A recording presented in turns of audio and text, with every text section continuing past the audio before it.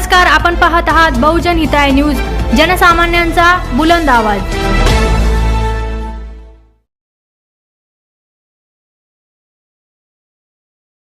रक्षाताईला न्याय मिळालाच पाहिजे, रक्षाताईला न्याय मिळालाच पाहिजे, आदिवासी मुलींना न्याय मिळालाच पाहिजे। या अत्याचार भडव्या लोकांचं करायचं काय? खाली मुंडका वर पाय। या भडव्या लोकांचं करायचं काय? खाली मुंडका वर पाय। या बलात्कारी करणाऱ्यांचं करायचं काय? खाली मुंडका वर पाय। आदिवासी मुलींना न्याय द्या, न्याय द्या, न्याय द्या। आदिवासी मुलींना न्याय द्या, न्याय द्या, न्याय द्या। आदिवासी मुलींना न्याय मिळालाच पाहिजे, आदिवासी मुलींना न्याय मिळालाच पाहिजे, रक्षाताईला न्याय मिळालाच पाहिजे। या बलात्कारी करणाऱ्या हरामखोरांचं करायचं काय? खाली मुंडका वर पाय। या आदिवासी मुलींवर अत्याचार करणाऱ्या हरामखोरांचं करायचं काय? खाली मुंडका वर पाय। अरे न्याय द्या, न्याय द्या, न्याय द्या, न्याय द्या। आदिवासी मुलींना न्याय द्या, न्याय द्या, न्याय द्या। अरे न्याय द्या, न्याय द्या, न्याय द्या, न्याय द्या।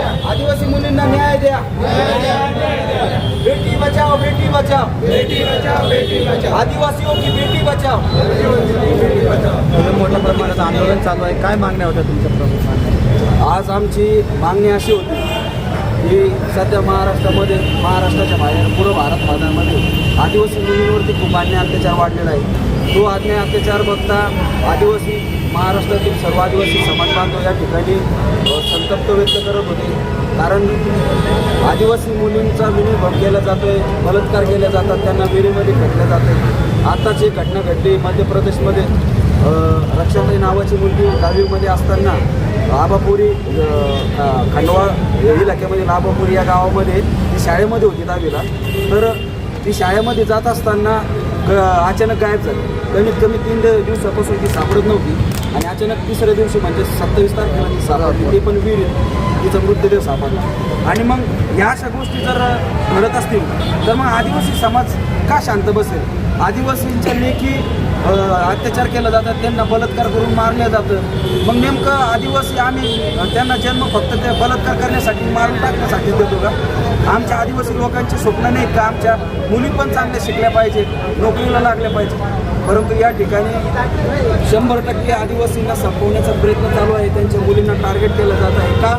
मुलींना टार्गेट केलं तर आदिवासी या ठिकाणी घायल होणार आणि तो पुढं लढू शकणार नाही, असा प्रयत्न या मनोवादी सरकारचा चालू आहे, या लोकांचा चालू आहे। म्हणून या ठिकाणी आम्ही आदिवासी चक्रीवादळ बहुउद्देशीय सामाजिक संस्था संदीप गायकवाड मी संस्थापक अध्यक्ष आहे। माझ्याबरोबर महाराष्ट्र सचिव सागर बैलम आहेत, महाराष्ट्र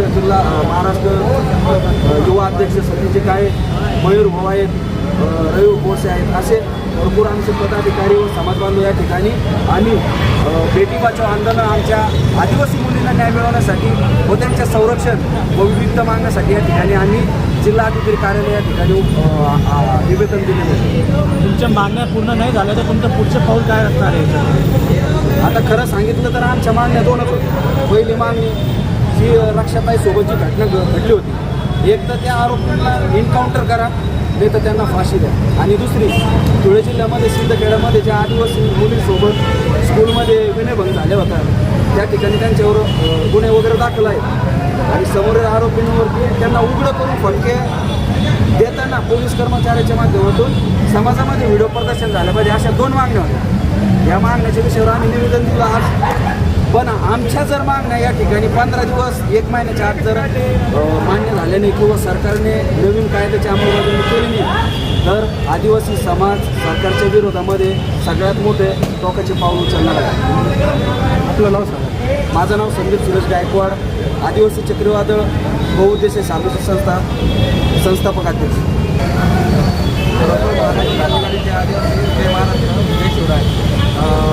विषय असा होता, जो आपण मोर्चा काढला तो आपल्या आया बहिणी वाचवण्यासाठी मोर्चा काढला होता। बेटी बचाओ हा आंदोलन आम्ही सर्व समाज इतर समाजावरून हा काढला होता। म्हणजे आपलं आदिवासी समाजच नाही, इतर समाजामध्ये पण हे भरपूर ठिकाणी चालू आहे का आया बहिणींना बलात्कार करून त्यांना मारण्यात येतं आहे भरपूर ठिकाणी। आणि एक शिंदाखेडा धुळे ते पण एक थोडंसं एक मॅटर झालं होतं, म्हणजे खूप मोठं मॅटर झालं होतं ते मॅटर म्हणजे काय, आपले म्हणजे काही शिक्षक लोक आदिवासी समाजाच्या मुलींवर जे त्यांनी अश्लील वर्तणूक केली होती त्याविषयी पण आम्ही हा आंदोलन म्हणजे 2-3 मुद्दे आम्ही यात लिहिलेले होते. तर आमचं एवढंच म्हणायचं एवढंच आहे की आम्हाला ह्या गोष्टीमध्ये न्याय भेटला पाहिजे. जर का आम्हाला न्याय मिळाला नाही तर मग आम्ही आमच्या पद्धतीने आम्हाला काय पाऊल उचललं तर एवढंच मला बोलायचं होतं. अच्छा ना. माझं नाव सागर संजय बैला. ओके.